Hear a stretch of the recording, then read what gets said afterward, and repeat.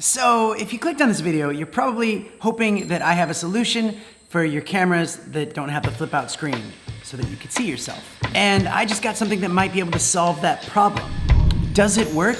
Well, stay tuned and find out. Nope, actually that's not how we do things on this channel. It does work, and I'm using it right now. But let me show you more.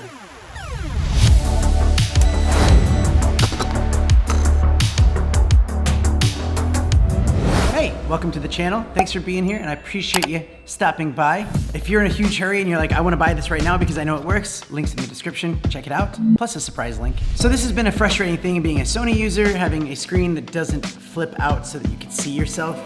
It just kind of flips up and down. Now, why would you need a screen that flips out like that? To sum it up, it just gives me that confidence level that I know I'm getting the right shot instead of recording it all, going to edit it, and then going, oh, that didn't look as good as I thought it would look. It's too dark, or it's out of focus, or your V-neck is just a little bit too low.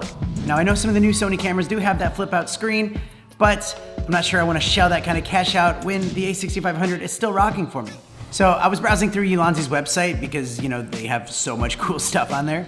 And I saw this and I was like, there's no way that works. And the price is only $13, so I thought, well, why not just try it? It comes in this cool little like pleather leather bag. It's got a cold shoe on the bottom so that you can pop it right on your camera at the perfect angle. And it's got a cold shoe at the top so you can even attach a microphone or a light on top of it. So once it's on there, all you do is you lift up your screen and it picks it up. This is a pretty simple video to make because, I mean, that's it. That's all there is to it. And it works really well. Obviously, if you're gonna be looking at this at a weird angle or something like that, you won't see it as good. But man, it blows my mind.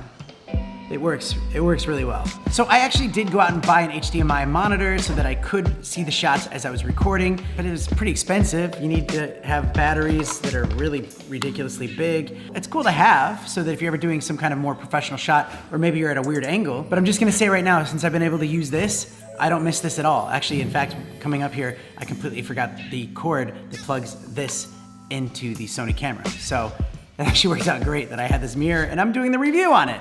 And to be honest, I kind of wish that I would have bought this before I bought that. I mean, something like this is $150 US, plus then you also have to get batteries and stuff, and then you're looking at $13, which is just so easy to pop on there. I feel like an idiot because I didn't even think that this was an option before.